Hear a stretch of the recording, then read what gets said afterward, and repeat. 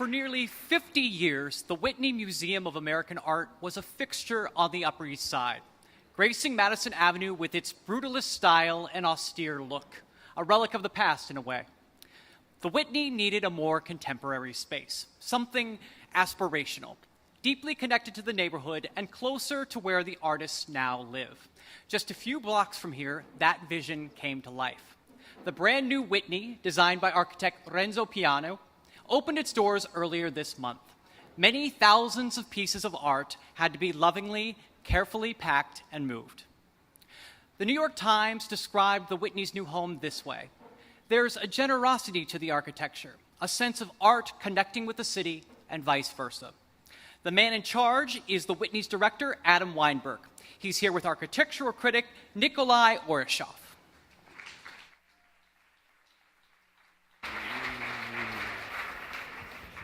Adam. Good morning. Good morning.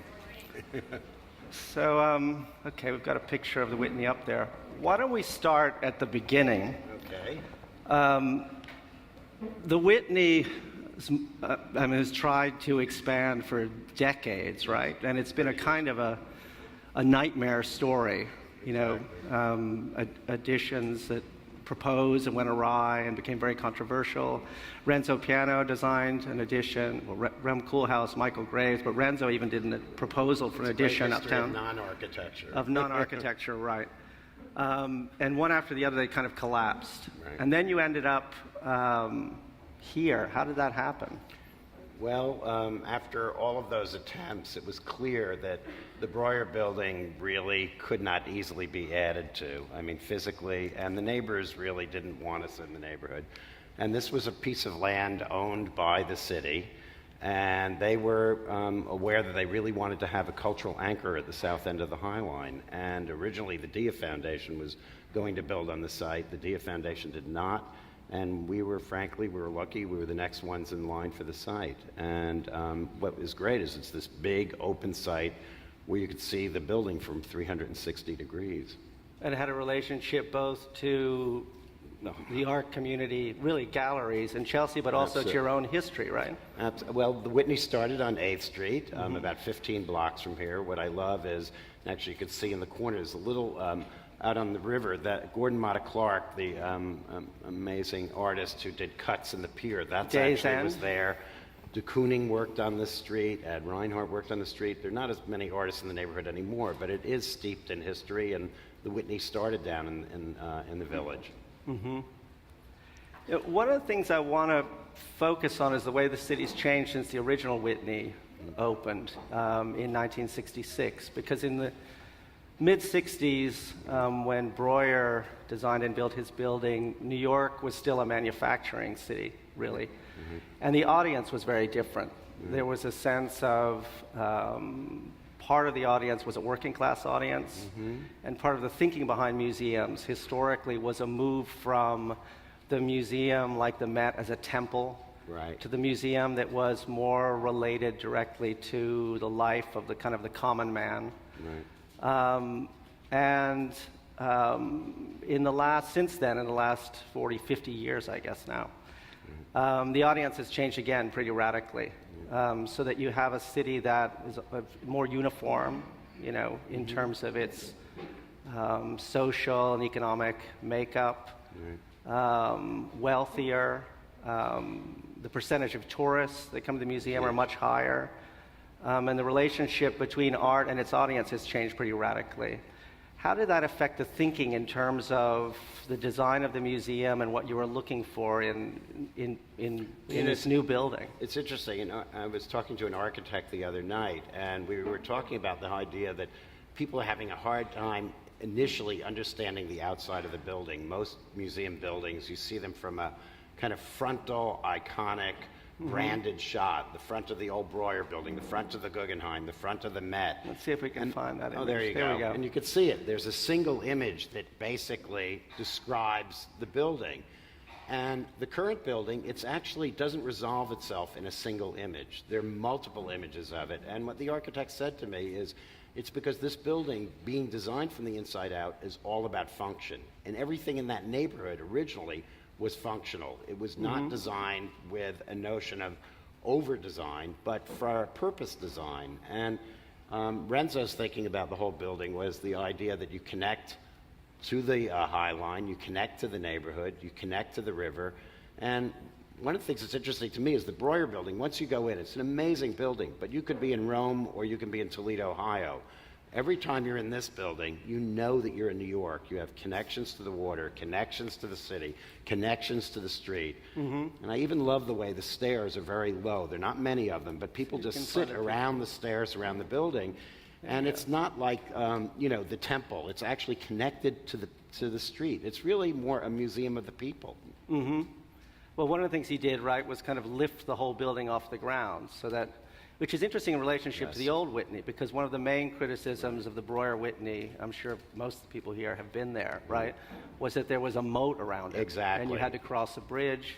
It was inaccessible. Absolutely. I mean, and there are questions about whether maybe today there's something nice about separating yourself from the life of the street. But this was a reaction, I think. It went completely in the opposite direction, which was to lift the building up and even kind of twist up one side of it to let the city kind of flow underneath it and back out on the other side. He sees the whole ground floor of the museum and the street and the surrounding area as a plaza. I mean, he calls it a largo. And it really is. When you're there, you almost can't tell the difference from the inside and the outside. The idea of public and private space is blurred. We have, for example, our lobby gallery is free to the public because we wanted to give that sense of ownership to the public. And Breuer was the exact opposite. There's that big concrete wall where he separated himself from the brownstones, and it was referred to by the critics at the time as the Greta Garbo wall, because he was saying, I want to be alone. Right. And it really is true. He was like separated in the moat, had the big wall there. Renzo said, I love a Breuer, but it's not exactly a joyful building. And this building does. It's about a joy, it's about a celebration. But I think because it lifts itself up, it does separate itself a little bit from that spectacle quality that one worries about in museums. And there's kind of subtle ways that are maybe less obvious to the audience in terms that was done. I mean, the ground floor is completely open to the public, isn't it? That's right. Including the ground floor gallery? That's right. It's all, that area is all free to the public. Would have loved to make the whole museum free to the public if we could have afforded to do it. But it is, and I heard in the introduction, there is a sense of generosity to the building, and I think what I love is when you're walking down Gansevoort Street and you see people on the outside of the terraces, you can't tell the people who are standing on the High Line from the people who are on the terraces, and the way that it sort of blends in, and it just has a way of connecting to the city and feeling like it is part of the city. And yet, like Breuer, he felt that a museum building should be distinct from all other buildings. And I do think it's distinctive. Doesn't need a sign on it that says museum, but it tells you what it is through what you can see from the outside. And the tension in terms of the design is how to make a museum accessible and at the same time give the galleries a sense of isolation, but also a sense of tranquility, which can be tough. Well, we felt it was really interesting in terms of the gallery size. Most museums have been feeling ceiling heights should go up and up and up. And there, many museums were making ceiling heights going 20, 22, 24. And the idea was bigger is better.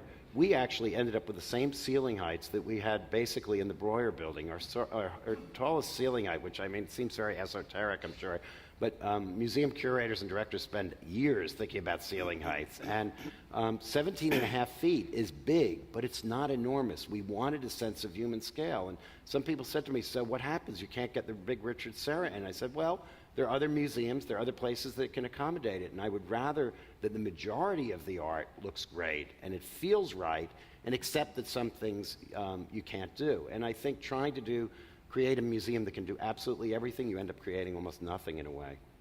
We should come back to that, actually. But I want to step back a second and come back to the audience, because one of the things I think also that began to develop as an idea behind the museum that I found was very powerful was trying to connect the museum to the artists and the art community. And when you were thinking about audience, this came up again and again, was that it was a museum for artists. Absolutely. Which is, in some ways, maybe counterintuitive, right? The museum's for the public. And how did that happen? What do you mean by that? Well, it comes historically. Mrs. Whitney was an artist. It was the only major museum in New York founded by an artist. She never intended to create a museum. She actually offered her entire collection to the Met in 1929. They said they have enough of that American stuff in the cellar. They literally said that. She then said, well, the $2 million I was going to give you for a new wing, I can now create a new... So it's really the accidental museum. She was not a Frick, a Morgan, in the sense that she was a collector. She was about supporting artists. And that ethos is what has informed the Whitney from the very beginning, the whole notion of the biennial. It's not just showing what the best is out there, but it's artists actually producing work in the museum. And when we started building the building, we were showing the building to artists. They were our first audience. We wanted them to see it, to own it. Actually, a year ago, before we opened, we started doing small performances in the building to give artists a chance to own the space and respond to the space. And every major decision, always the touchstone was, will it work for art? Will it inspire artists to do work in those spaces and encourage them to do things outdoors, indoors, things that can be seen from below, things that can be seen from above? And we know that whatever we design, the artists will play around with it and screw it up in an interesting way. And that's what we hope will happen. Well, it's interesting also because all of this was going on at a moment when artists have been pushed out of New York City, or certainly out of Manhattan, but out of New York in general for economic reasons. So the idea of trying to think of it, imagine it as a home for artists in a way is a way of fighting back against the economic pressures on the city, maybe. And it was central to us. And one of the interesting things, we had a number of board members who said when we were moving downtown on the Lower West Side in the Meatpacking District, said, "Will people come?" And this is before the High Line opened, I understand, but one of the things we had thought about is how it actually connects to Brooklyn and the L Line and Bushwick, which is actually one of the larger centers for artists in New York right now. So in fact, it actually is setting up another whole orientation about the art world, I think, in general, with a new museum downtown, the kitchen. Dia's still talking about building downtown, artist space downtown. I mean, I actually think that,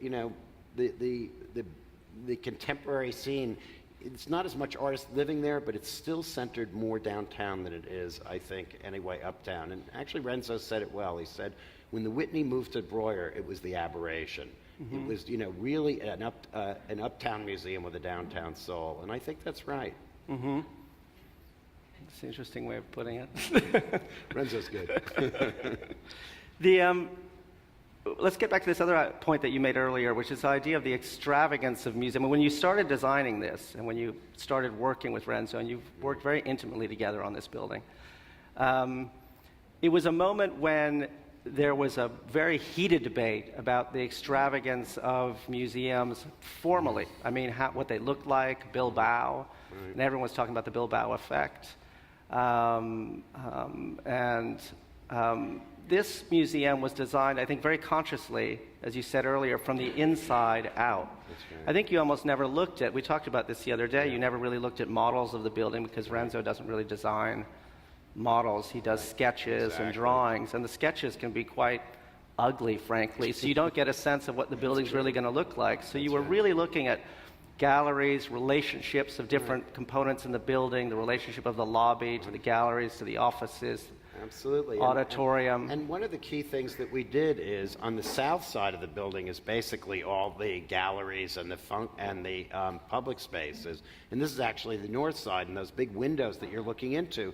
This is where all of the people who deal with the art, and one of the things that we did very consciously is anybody who was working with the art is only 10 steps away. And I don't mean just the curators and the conservators, but the art handlers. It's actually the only museum I know of where the art handling happens above ground. That big window right in the middle there is actually the art handling space where all the art comes up. So the idea is art is always at the center of all of the activity. Most museums, their education departments and other wings are in the basement. Our education department is right adjacent to the galleries.